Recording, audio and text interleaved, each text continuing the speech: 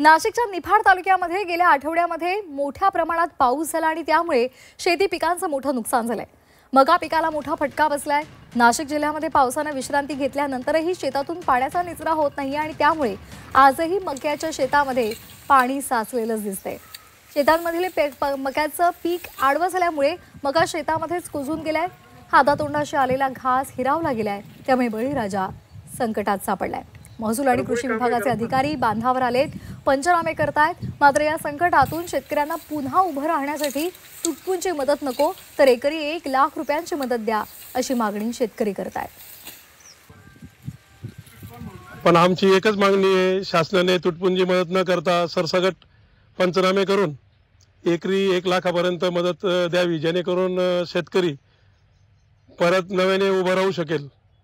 आपल्या मार्फतमध्ये माझी शासनाकडे एक कळकळीची विनंती आहे।